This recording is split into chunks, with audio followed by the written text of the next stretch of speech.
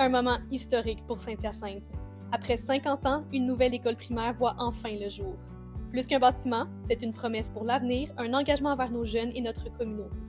Découvrez l'histoire derrière cette réalisation et son impact sur les familles d'aujourd'hui et de demain. Mais bonjour, M. Bédard, vous allez bien, j'espère? Oui, absolument. Ça fait Bonjour, plaisir M. que vous ayez accepté de faire une capsule avec moi. Ma première question m'amène à dire qu'est-ce qui a amené à la création de cette nouvelle école-là à Saint-Hyacinthe? On sait que la dernière école datait d'une cinquantaine d'années. Et là, on est content d'avoir une vraie belle école luxueuse, puis des années 2020, comme on pourrait dire. Là. Ah, ça ne rajeunit personne. Hein? 50 ans, un beau tempo. En même temps, 50 ans de la PhD, polyvalente Hyacinthe-Delorme, puis nouvelle école aussi sur le secteur de Saint-Hyacinthe. Croissance, croissance, croissance. Hein? Vous êtes aux premières loges de ça. Vous êtes au fait que le boom qui se construit en ce moment à Saint-Hyacinthe, les familles qui s'y installent, en plus de l'immigration, qui est un des 14 pôles, si je ne me trompe pas, Saint-Hyacinthe au Québec, pour l'accueil de ces familles-là, bien, fait en sorte que c'était une nécessité de construire l'école. On a vu d'ailleurs en 2024, c'est la plus grosse augmentation de population à Saint-Hyacinthe, puis dans la MRC, qu'on n'a jamais vu. Je pense que oui, ça va en prendre des nouvelles écoles. On travaille déjà ensemble sur d'autres possibilités, on le voit bien. Et c'est quoi qui a été facilitant ou ça a été quoi les défis au niveau de la relation avec le politique pour réussir à construire cette école-là? Là? Ça a été quoi vos plus grands défis comme commission scolaire? Bien, comme centre de service scolaire. Centre de service on a de la misère à faire.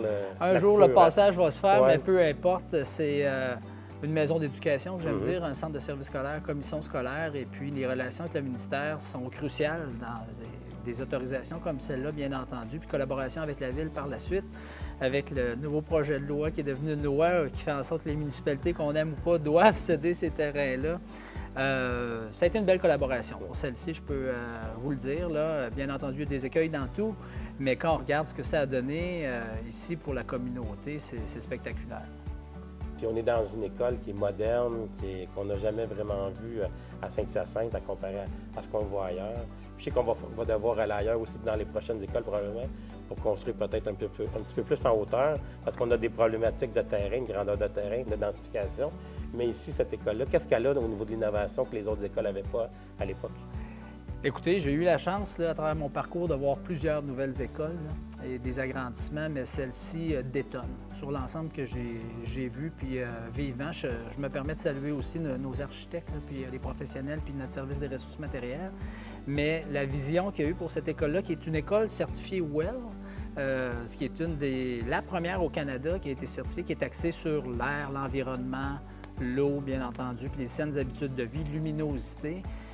C'est une école qui ne se sent jamais coincée de par ses 5 L, de la façon dont elle est distribuée. Vous vous souviendrez des écoles où est-ce que quand la cloche sonne, les élèves se dirigent vers la porte. Dans un entonnoir, là. Dans l'entonnoir, ouais. qu'on a le temps de donner quelques coups de coude à nos collègues, bien, on ne le vit pas ici.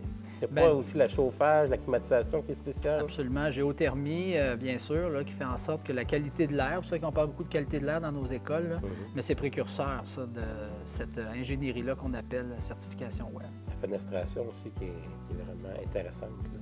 Ça, c'est le premier wow de tout le monde. Lorsqu'on a inauguré l'école en présence du ministre de l'Éducation, notre députée, Mme Soucy, puis vos représentants qui étaient là, j'étais à saluer les gens à l'entrée, puis tout le monde arrêtait en disant « wow, wow, wow ». Puis on le ressent, je pense que vous l'avez vu aussi en entrant ici, comment que ça l'apaise. Puis on est capable de dire que ça a un impact sur le comportement de nos élèves.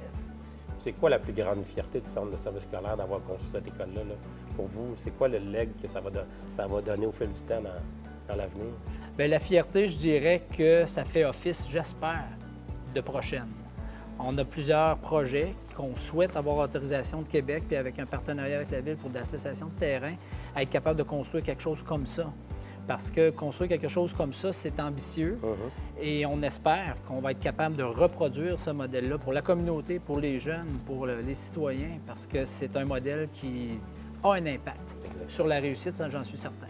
Je ne sais pas si c'est trop vite, mais est-ce qu'on pourrait donner des scoops de ce qui s'en vient au niveau de la construction des écoles à Saint-Hyacinthe? Je ne sais pas si vous êtes capable de le faire en ce moment ou c'est trop vite pour vous. Là. Oh, moi, je peux aller très vite là-dessus. J'aimerais beaucoup qu'on soit capable de parler des futurs projets. Bien entendu, ça dépend encore une fois des autorisations du ministère, mais vivement, notre secteur de l'École des Passereaux, je vais l'appeler comme ça, là, qui finalement va prendre naissance, là, puis qu'on sera capable, je souhaite, de livrer en 3 ans. Ah, c'est bien. Mais il y a secteur nord aussi de Saint-Hyacinthe qu'on connaît, bien entendu, la pression clientèle qu'il y a dans ce coin-là. Dans les prochains à venir, il ne faut pas oublier l'école secondaire. Oui. Hein, vivement ce qui s'est passé avec Casavant, qui nous a quand même donné de l'air pour nos élèves du secondaire. Il y a l'Elprat. Mais l'Elprat s'en vient. On va pouvoir récupérer. Oui, puis on vous remercie d'être en collaboration avec nous autres là-dessus. Là, on avance bien sur ce dossier-là. Mais on aura besoin, nonobstant cette aile-là, d'avoir une nouvelle école secondaire. Puis là, c'est des belles discussions, je pense, qui se passent avec la MRC là-dessus, Oui, au niveau de la exactement. localisation du terrain. Alors, on poursuit. On va être au rendez-vous pour continuer à jaser de ça avec vous. Bien, merci beaucoup, Jean-Pierre. C'était très agréable. Je Ça pense fait qu'on a plaisir. fait une bonne petite tournée de ce qu'on avait jasé. Je ne sais pas s'il y a quelque chose que tu aurais aimé ajouter. Bien, vous remercier tout simplement pour cette collaboration-là qu'on a. On a chacun nos enjeux, municipalité, centre de services scolaires, mais en bout de piste, c'est les citoyens, c'est les jeunes. Donc, on a un objectif commun. Fait que vivement la suite de ça ensemble. Puis je pense qu'on réussit à travailler bien ensemble, puis pour le bien de notre population, parce qu'on travaille en bout de ligne pour les mêmes enfants et la même population, que je vous en remercie énormément. Avec grand plaisir. Merci beaucoup. Merci.